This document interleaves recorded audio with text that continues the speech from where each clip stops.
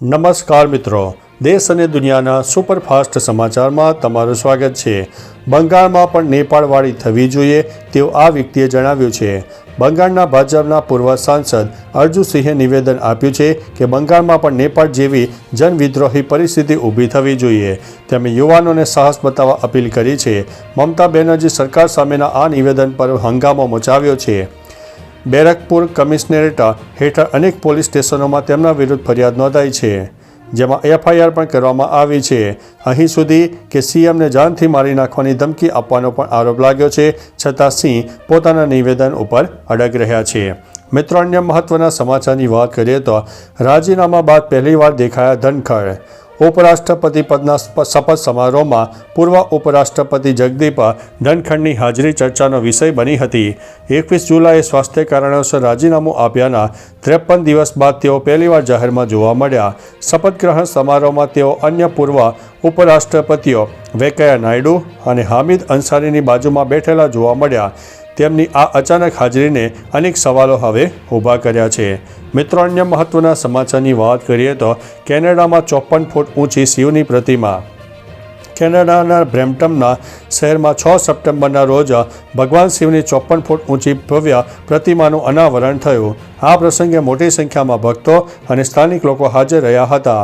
આ પ્રતિમા માત્ર બ્રેમ્પટનની શોભા વધારી શકતી નથી, પરંતુ વિદેશોમાં ભારતીય સંસ્કૃતિ અને આધ્યાત્મિક વારસાનું પ્રતીક પણ બની ગઈ છે।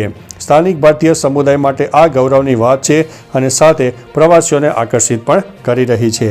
મિત્રો, અન્ય મહત્વના સમાચારની વાત કરીએ તો નવેમ્બરમાં વાયુસેનાને 2 તેજસ મળશે। નવેમ્બરમાં ભારતીય વાયુસેનાને સ્વદેશી બનાવટના 2 Tejas mark 1A fighter jet મળશે। આ વિમાનોનું ઉત્પાદન હિન્દુસ્તાન એરોનોટિક્સ કરી રહી છે। અમેરિકન કંપની પાસેથી એક જેટ એન્જિન મળી ગયું છે અને બીજું એન્જિન ટૂંક સમયમાં આવશે। આ જેટમાં અપગ્રેડેડ રડાર અને એવિયનિક્સ સિસ્ટમ છે અને તે ભારતીય વાયુસેનાના જૂના MiG-21 વિમાનોને બદલશે। 2028 સુધીમાં કુલ 83 વિમાનોની ડિલિવરીનો લક્ષ્યાંક છે। મિત્રો, અન્ય મહત્વના સમાચારની વાત કરીએ તો ભારત સહિત G7 દેશો માટે ટ્રમ્પનો ખતરનાક પ્લાન।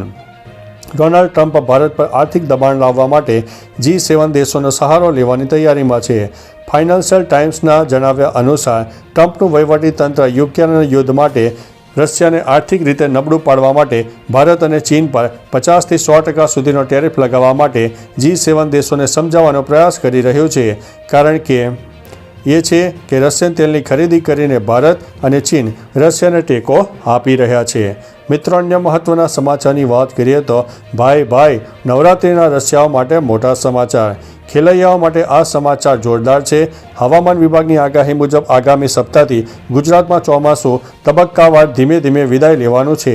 નબળી નકારાત્મક આઈઓડીની સ્થિતિ અને ન્યુટ્રલ અલ નીનોના કારણે આ શક્ય બનશે।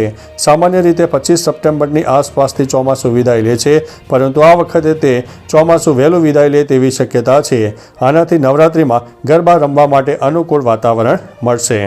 મિત્રો, અન્ય મહત્વના સમાચારની વાત કરીએ તો સુપ્રીમ કોર્ટે મહારાષ્ટ્ર પોલીસને ખખડાવી નાખી છે।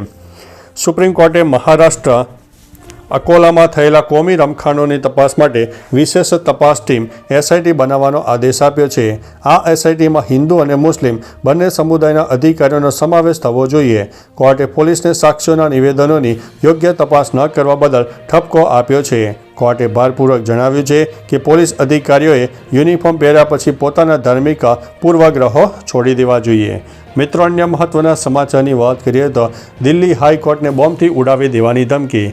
દિલ્હીમાં શાળાઓ બાદ હવે હાઈકોર્ટને પણ બોમ્બથી ઉડાવી દેવાની ધમકી મળી રહી છે। પોલીસને ઈમેલ દ્વારા આ ધમકી મળતા જ સમગ્ર પરિસર તાત્કાલિક ખાલી કરવામાં આવ્યો। જજો, વકીલો અને અન્ય સ્ટાફ સહિત તમામ લોકોને બહાર કાઢવામાં આવ્યા। દિલ્હી પોલીસ અને બોમ્બ નિરોધક દળ સ્થળ ઉપર પહોંચીને તપાસ કરી રહ્યા છે। મેલમાં કોર્ટના 3 રૂમમાં બોમ્બનો વિસ્ફોટ કરવાની વાત કરવામાં આવી છે। મિત્રો, અન્ય મહત્વના સમાચારની વાત કરીએ તો સિક્કિમ અને આગ્રામાં પૂર, 4 લોકોના થયા છે મોત। પશ્ચિમ સિક્કિમમાં ભૂસ્ખલન થતાં 4 લોકોના મોત થયા છે, જ્યારે 3 લોકો હજુ પણ ગુમ છે. આ ઘટના પહાડી વિસ્તારોમાં ભારે વરસાદને કારણે બની છે. બીજી તરફ ઉત્તર પ્રદેશના આગ્રામાં યમુના નદીમાં પૂર આવતા 25 કોલોનીઓ અને 40 ગામો પાણીમાં ગરકાવ થઈ ગયા છે. આશરે 5000થી વધુ લોકોને રાહત શિબિરોમાં ખસેડવામાં આવ્યા છે. તાજમહેલ પાર્કનો પાર્ક પણ પાણીમાં ડૂબી ગયો છે. મિત્રો, અન્ય મહત્વના સમાચારની વાત કરીએ તો ગુજરાતના આ જિલ્લાઓમાં કેટલું તાપમાન રહી શકે છે. વરસાદી માહોલ વચ્ચે અમદાવાદ, આણંદ, ભરૂચ, ગાંધીનગર, જૂનાગઢ, મહીસાગર, ખેડા, પાટણ, મહેસાણા, વડોદરા સહિતના જિલ્લાઓમાં 32 ડિગ્રી મહત્તમ તાપમાન, જ્યારે અરવલ્લી, બનાસકાંઠા, ભાવનગર, છોટાઉદેપુર, દાહોદ, દેવભૂમિ દ્વારકા, જામનગર, નર્મદા, પંચમહાલ, સાબરકાંઠા, તાપી સહિતના જિલ્લામાં 31 ડિગ્રી મહત્તમ તાપમાન રહેવાની શક્યતા છે. મિત્રો, અન્ય મહત્વના સમાચારની વાત કરીએ તો કામ ન કરતા જિલ્લા પ્રમુખો સડેલી કેરી જેવા છે તેવું ખડગેએ જણાવ્યું છે.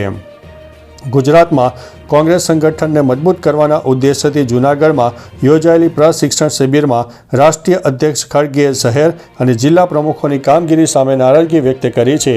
તેમણે કામ ન કરનારા નેતાઓને સડેલી કેરી જેવા સરખાવ્યા છે.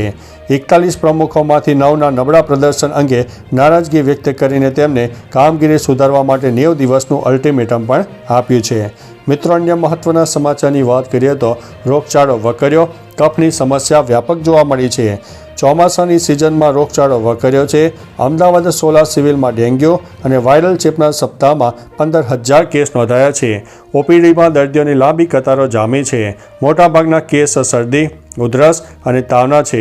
ઘણા દર્દીઓને ગળામાં દુખાવો અને કફની સમસ્યાથી પણ પીડાઈ રહ્યા છે. હોસ્પિટલને એક જ અઠવાડિયામાં છાતીમાં કફની તકલીફ માટે 14,000થી વધુ ટેબ્લેટ આપવામાં આવી છે. હાલ શહેરમાં કફની સમસ્યા વ્યાપક બની છે. મિત્રો, અન્ય મહત્વના સમાચારની વાત કરીએ તો ધારાસભ્યના નિવેદનથી રાજકારણ ગરમાયું છે. એમપીના ભાજપના ધારાસભ્ય પન્નાલાલ શાક્યના નિવેદનથી રાજકીય હલચલ મચી જવા પામી છે. તેમણે જણાવ્યું છે કે ભારતમાં પણ ગૃહ યુદ્ધ ફાટી શકે છે અને યુવાનોને લશ્કરી તાલીમ આપવાની જરૂર છે. કોંગ્રેસે આ નિવેદનને દેશ અને સેનાનું અપમાન ગણાવ્યું છે. પક્ષના નેતાઓએ કહ્યું છે કે આવી વિચારધારા દેશની એકતા અને લોકશાહીને જોખમમાં મૂકી શકે છે. ભાજપે સ્પષ્ટ કર્યું છે કે શાક્ય ફક્ત યુવાનોને શિસ્તબદ્ધ બનાવવા માટે તાલીમની વાત કરી રહ્યા છે. તો ચાલો મિત્રો, ફરીથી દેશ અને દુનિયાના સુપરફાસ્ટ સમાચાર લઈને મળતા રહીશો. ત્યાં સુધી અમને રજા આપશો. નમસ્તે.